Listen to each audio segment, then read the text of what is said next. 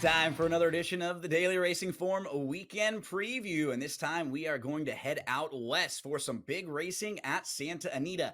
It is opening weekend, and Saturday is the new California Crown Day. David, this is a day that they've created out west to try to compare to the Pegasus World Cup Day that they have over at Gulfstream Park down in January. And what they want to do with this day is not only have the incredible racing that we're used to and quality racing product, but this is one of those on-track experiences that you don't want to miss. They're going to have live music, tons of great food, great drinks, and it's going to be an incredible experience for everyone that's in the area. So if you are in the Southern California area and you want to have some fun this weekend on Saturday, you'll also get the chance to see me running around, taking video and doing some work there. There's a huge handicapping tournament. Go to CaliforniaCrown.com. That's the website. You can get all the details, check out tickets, everything you need, David. But most importantly is the quality racing. And we're going to talk about the Grade 1 California Crown that's going to go as race number 9. And David, it's not the biggest field in the world. There's only going to be 7 horses that were entered, and it looks like only 6 will run. We got some news earlier on Friday that looks like the horse to the outside, the number 7, won't be entered. But not the biggest field, but we still have 5 horses in here who are grade or group 1 winners. So a pretty strong group and at least a very top-heavy group.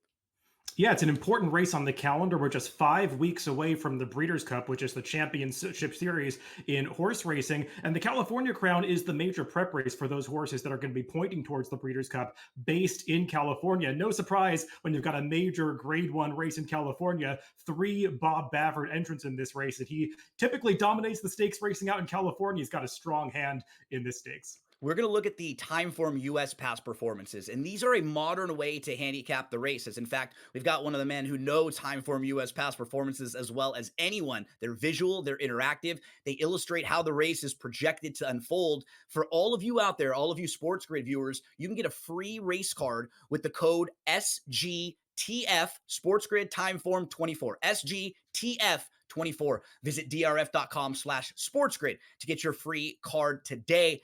David, let's meet the field for the big one on Saturday. Race number 9 at Santa Anita is the $1 million California Crown. And one of those Bob Baffert runners is from the inside. This is Newgate. He is a Grade 1 winner. He won the Santa Anita Handicap back in March. The problem with Newgate is he went to Dubai. He raced in one of the biggest races in the world in the Dubai World Cup. We just haven't seen him since then. So we have quite a layoff for him to deal with. But if you're watching his races in the morning or his training in the morning, his workouts, he seems to be doing pretty well. He worked out with a horse named Prince of Monaco and kind of dusted that horse in his most recent one. So what are your thoughts on Newgate here, the first of 3 Bafferts that we'll meet?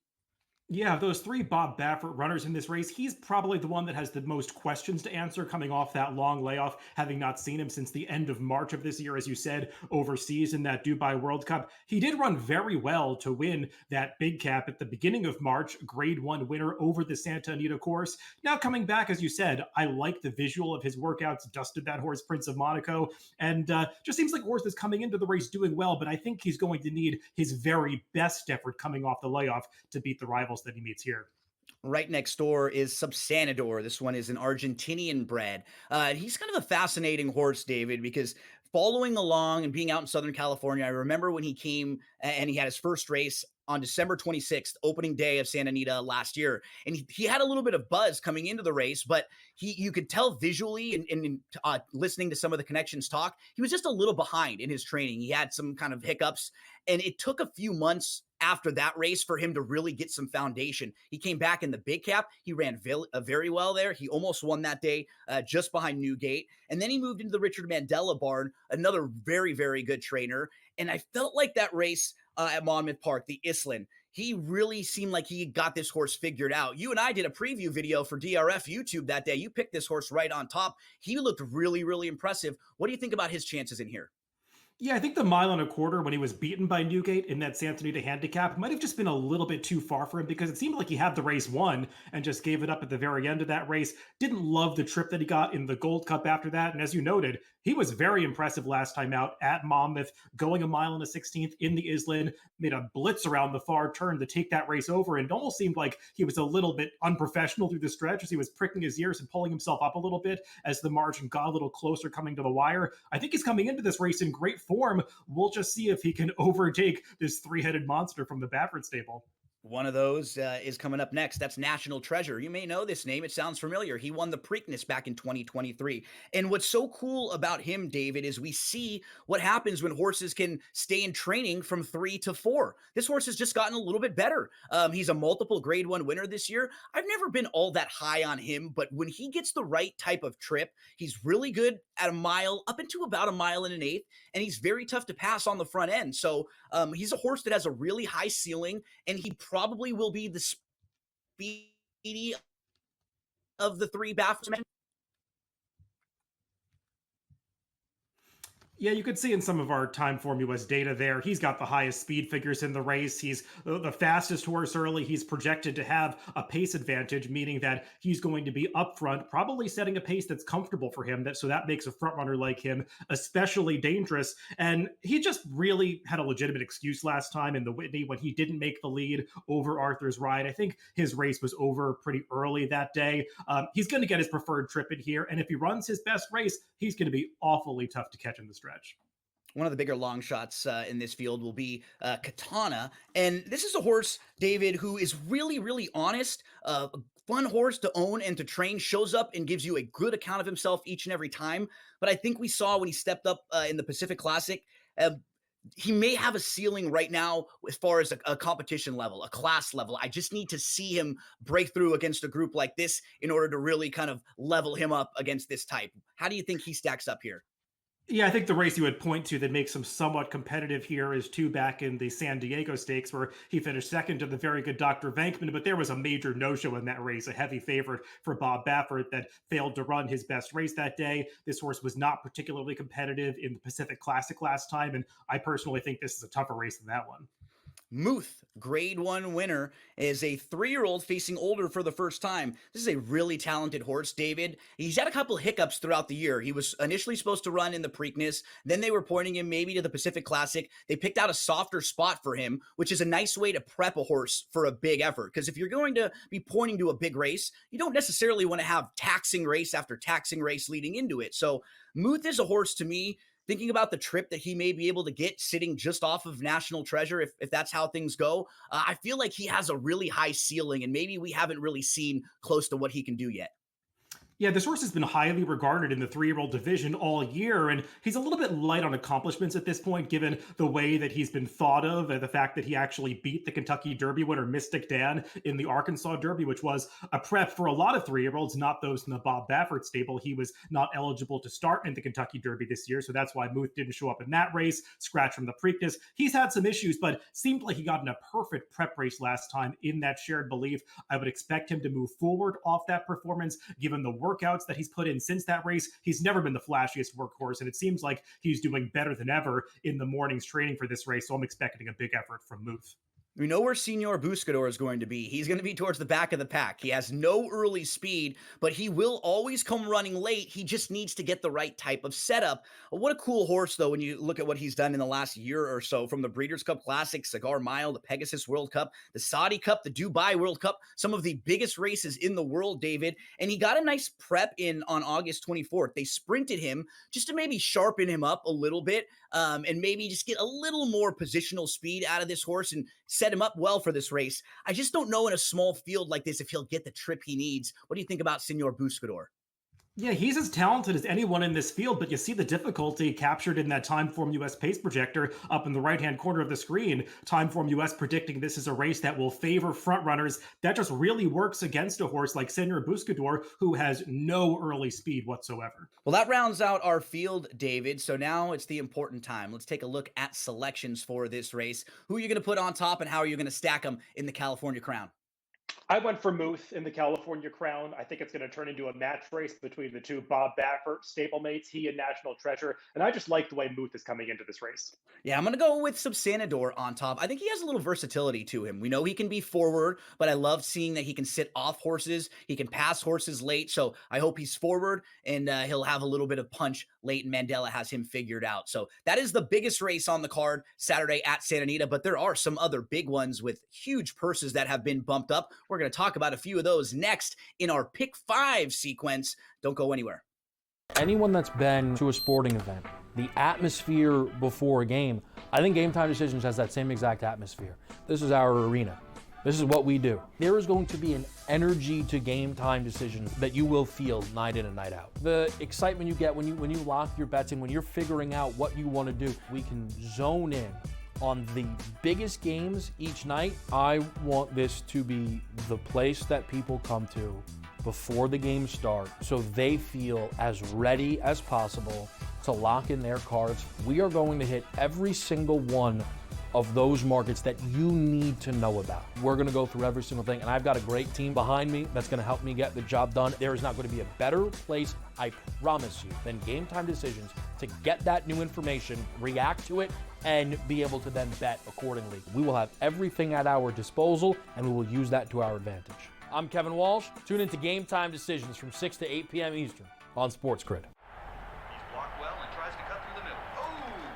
Your gut says Miami is going to win, and you should take the over. Your gut also said your NFT selfies would only go up in value. They didn't. But your head is on SportsGrid and knows the QB is in concussion protocol. The backup has a 45 QBR against the zone coverage. The New York D has the most sacks in the league. So yeah, trust your head. It's smarter to be on SportsGrid.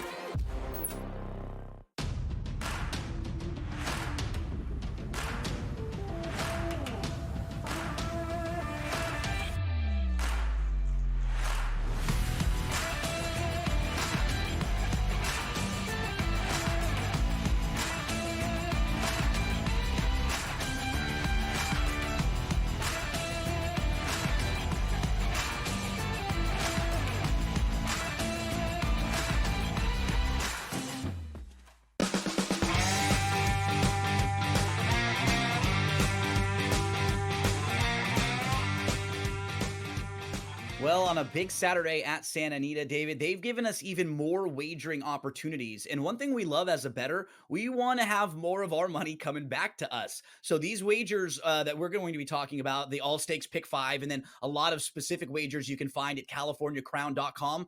Those wagers are all 15% takeout, which we love. In horse racing, we're kind of in the 10% to 25-ish percent. So anything that can be lower is better for us. Remember, these pick 5s, they're kind of like a parlay for those of you who are sports bettors. We have to have the winner of all of these 5 legs of the sequence, and they're all going to be really big races this weekend. And one of them is that California Crown that we just discussed. So, David, let's go through the races that make up this pick 5. It actually starts in race 5 at Santa Anita, and then we'll go to races 7, 8, 9, and 10. They're all 5 of the stakes races on Saturday. And the first one will be the Unzip Me. This is going to go as race number 5. They'll be coming down the hill in here. I think from a conversation standpoint, Tupi, probably the horse to beat. You and I, when we put this pick 5 ticket together, we're going to end up using 4 horses. The 1, 10, 11, and 13. Why don't you talk about some of the horses you like in there and who you think will be able to have a strong opportunity in this race?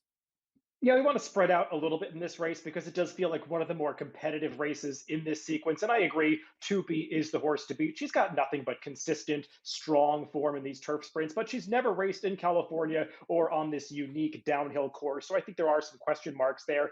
I'm especially interested in a long shot in this race, the number 13, Wrigleyville. She is an East Coast runner that I'm pretty familiar with, having raced in Saratoga.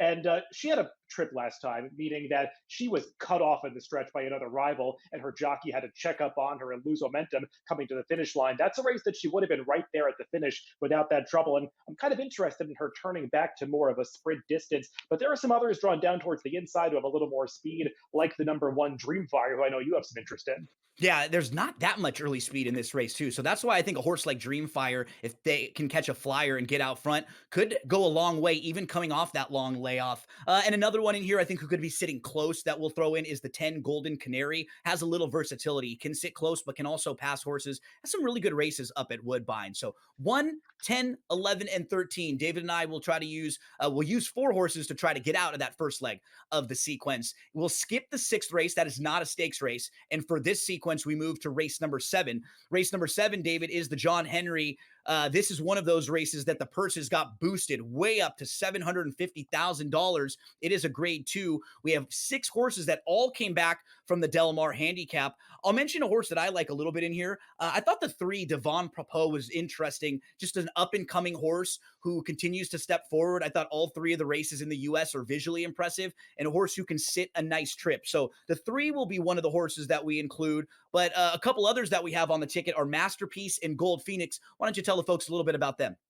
Yeah, I think this is the toughest race to get through in the sequence because it's so contentious, but you have to narrow it down somewhere. And the 2 horses that I wanted coming out of that Del Mar handicap were Masterpiece, who I think is going to be the better price than number 4. He just got a trip that day that I didn't think was ideal for him. He was pressing the pace up towards the front end. I think he does better when he can slot in behind horses and make one late rally in the stretch, and he should get a better chance to do that going the mile and a quarter distance here. And then the number 9, Gold Phoenix, the likely favorite in this race. He is just the horse to beat coming off a victory in that Del Mar handicap where he beat 5 other rivals that he's facing in here. He's so consistent, runs well at Santa Anita. He seems like the one that's going to be they all have to get around.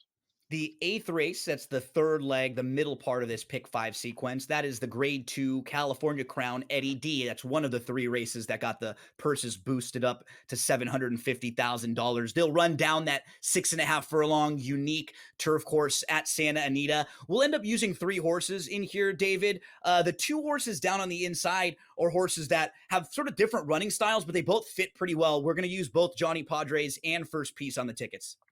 Yeah, First Piece is a horse that I'm pretty interested in because he has had so much success on this unique downhill course at Santa Anita, and they tried to go longer distances with him a couple times recently at Del Mar. The trips just didn't quite work out, especially last time when he was just wide around the turns. That's not a trip that you want to get at Del Mar. So I think getting back on his preferred course is going to make him tough. Johnny Padres, he just comes flying at the end of his races. He is the strongest finisher in this race. So he's one that I think is going to run well if any speed develops towards the front end. And then another horse that I think will be more forwardly placed is the number 6 Air Force Red. And the key to success with him is having nobody else press him on the front end. We'll see who else wants to go towards the lead here. Yeah, and when they go 6.5, he's able to just kind of let loose, not really worry about the fitness edge, because going a mile sometimes is a little too far for him, but the downhill layout is really nice for Air Force Red. It's one of these courses where if you have experience and you run well over it, usually you continue to run well over it. So that's going to go as race number 8.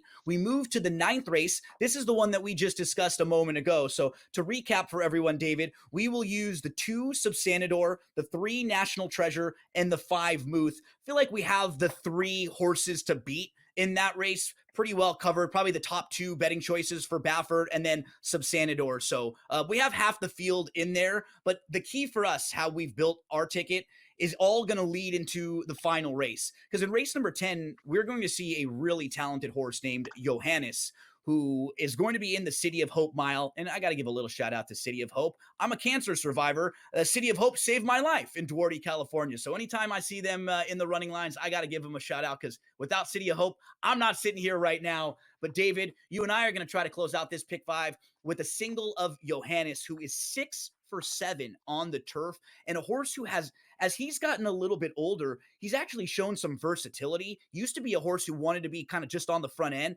Now he can sit, and he just seems like a really nice horse that might be a cut above the rest of this group.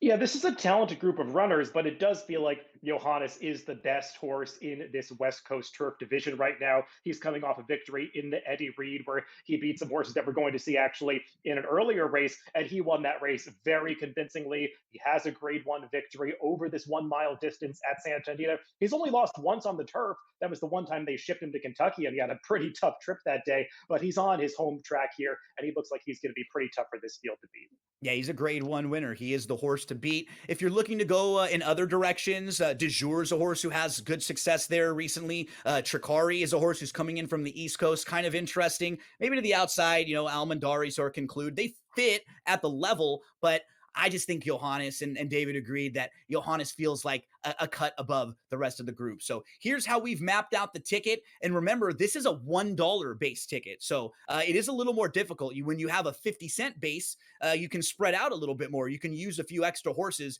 Here, we had to take a stand in a couple races, and we'll have our major single coming in race number 10 to close things out. As we get set for our final commercial break, we want to remind all of you watching out there that you can get a free race card, these Timeform US past performances, when you go to drf.com/sportsgrid. Get your free card today and use the promo code SGTF24.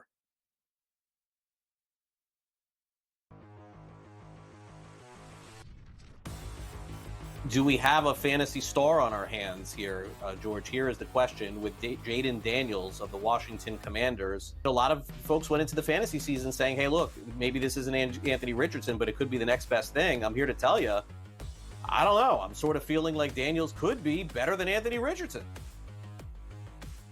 I don't know if I'm going to go there yet, all right? But I think he's in the conversation, yeah. What did we hear at draft time? A lot of people wanted a quarterback who could move, right? You don't want the guy who's going to take 5-7 steps and throw the football anymore because you want that additional rushing yardage. You know, you get 50, 60 yards, that's a touchdown, right? That's why Josh Allen is so valuable. Lamar Jackson is so valuable, right? You go up and down. Jalen Hurts. You go up and down here. I think Daniels is going to be a good quarterback. I think Washington got their guy, and he can throw the football too. We know McLaurin's a really good wide receiver. It may not be much else there. We'll see what McCaffrey can be. Luke McCaffrey can be there in time. But you know, I do have hope for him. I think at season's end he's going to be a quarterback one. It may be a low end quarterback one, but a quarterback one nonetheless. Yeah, I was really impressed watching him in that game. All right, now Anthony Richardson, look, he's going to have a big year. He's going to have a big fantasy year. There's no question about it. I don't know about the long-term viability here. And look, give him credit. He hung in there with the Houston Texans. My fear for him, George, is that when you go back and you watch film, if you protect the deep ball against Richardson, he could hurt you with his legs. And that may be where all of his fantasy value is coming from. I cannot see him throwing 2 70-yard bombs like he did again. That should come in time, right? Practice time. I think he will get better here. I think Richardson is going to be fine. Does need to learn how to avoid hits. All right. Once again, remember that hit from Tua last night? He initiated it. Slide. The rules are made for you not to get hit. Take advantage of them.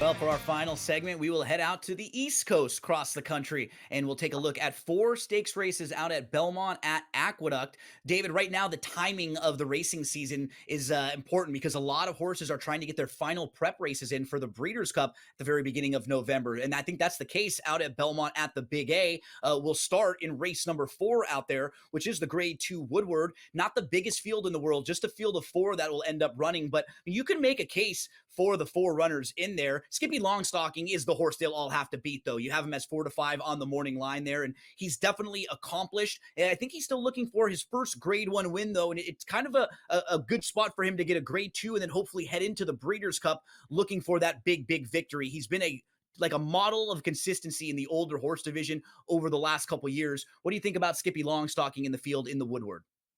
Yeah, he just figures to control this race on the front end. He has more early speed than his 3 rivals in this race, especially considering that the number 5, K Army, expected to scratch it here. He would have been an interesting runner coming in from Chile, but Skippy Longstocking, with the way this race shapes up, he's going to be in the driver's seat towards the lead. I do think that between the 2 Todd Pletcher challengers, Krupe and Tapit Trice, I think Tapit Trice might be an interesting possible upsetter in this race. He didn't run that well last time in the Jockey Club Gold Cup, but that was a pretty tough field, and I thought he ran very well off the layoff 2 back in the Monmouth Cup. So if he can rebound to that kind of effort, he might be able to give Skippy Longstocking a challenge. Yeah, I think I feel very similar about this race. If you're maybe looking to bet it or if you're looking to find some value, if Tapit Trice offers you that, I thought he would be the one to maybe kind of grab onto, because I was disappointed with his last effort, but he has a very high ceiling, as we saw in his first start back off the bench. So I think if he were able to show up with a big effort, they could all be running for second here, and he could get the better of Skippy Longstocking. Let's move to the second of the 4 stakes races on the Saturday card, David. We're going to go to race number 6 now. This is the Grade 1 Joe Hirsch Turf Classic for horses that are going a mile and a half on the turf course. The one to beat in here, and a horse that we are all familiar with, is Warlike Goddess. She's a 7-year-old mare, and she has won this race a couple of times. She is a 10-time graded stakes winner. Yeah, Warlike Goddess is one of the coolest horses that's racing right now, a 7-year-old mare. So she is a female taking on the male horses in this Joe Hirsch Turf Classic. But as you said, she's won this race a couple of times already, and she'll be trying to do something unprecedented on Saturday, winning this race for a 3rd time. In the storied history of this race, no horse has ever done that. So Warlike Goddess trying to achieve something pretty cool. I think she's the horse to beat, but she's going to have to face a tough rival in the number 6 Silver Knot, who looked like he was ascending to be one of the top horses in this division earlier in the year. Comes off a disappointing effort in the Sword Dancer last time, but I didn't love the tactics that his connections employed that day. So I think he's going to get a more aggressive ride this time, and he looks like the main rival for Warlike Goddess to me.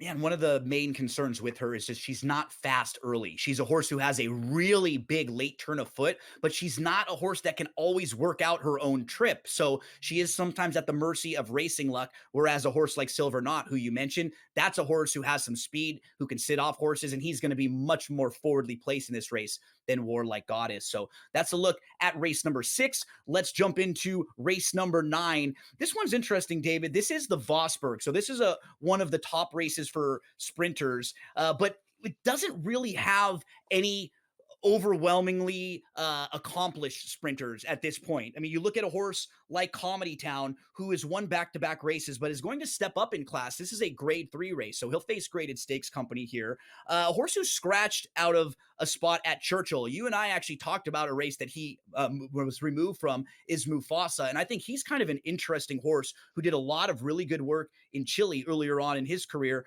What are some of your thoughts on the Vosburg? Yeah, based on the reporting of our Daily Racing Form colleague Dave Grenning, it sounds like Comedy Town might scratch from this race waiting for Keeneland. And that, I think, makes Mufasa the horse to beat, coming off a visually impressive win at Colonial Downs last time, stepping up against the tougher field here, but he might be up to the challenge. I'm a little interested in the number 4, Dean Delivers, who has a lot of early speed. He's won 4 races and switching into the Ned Allard barn, and he's stepping up in class too, but I think his speed could make him dangerous in this Vosburg. And fans of The Mandalorian will be out in full force with Baby Yoda, also a popular horse, the number 3 in that one. Let's get to the final of the stakes races on Saturday at Belmont at the Big A. It is race number 11. It's the Pilgrim. These are fun races, David, because you have young horses, 2-year-olds, going long on the turf. So for people like you and I who like to watch race replays, you can find lots of fun trips. You can see some impressive horses in here. Who are some that you were going to lean on in the 11th race? Yeah, there are a lot that you can make a case for in here. I'm pretty interested in the number 6, Smooth Breeze, who is going to be a price in this race, a New York bred, who is facing off against open companies, or horses that were bred anywhere heading into this Pilgrim. But I really liked the visual impression that he left with me at Saratoga when he won his first start. It just seemed like he was figuring things out in that debut race. And I think with a more professional effort and showing a little more speed in this Pilgrim on Saturday, he could have success at a pretty generous price. Zulu Kingdom looks like the one to beat. Maybe give a look to Concord Green, who was very impressive in the debut. David, covered a lot of ground from coast to coast this week. Thank you so much for helping us out. And don't forget, for all of you out there watching, take a look at the exclusive promo code that we have just for you, you SportsGrid viewers, and those Timeform US past performances. It's a new era in CFP to start off this year, put on full display. My take on this game is simple. I know some people will be upset about it. Good riddance to the Pac-12. Can you do it in terms of the week to week to week? I don't see a pathway for this team to miss the college football playoff. We want to make sure you have those best bets in the entirety of our betting cards. That was Lincoln! But he had that program was already going there! Only on SportsGrid. Brew Crew has already clinched the National League Central. They're 2 games behind LA, that being the Dodgers, trying to maybe get the 2nd seed in the National League standings for October. Both of these teams have a chance to score some runs against these pitching matchups, so maybe another over, even though we do have a playoff atmosphere. And yes, Milwaukee did clinch, but there's still an eye on the prize of we might be able to chase down the Dodgers and also the Phillies to get one of those buys. The Early Line, only on SportsGrid. Brian Daboll has been feeling it. He's in a foul mood.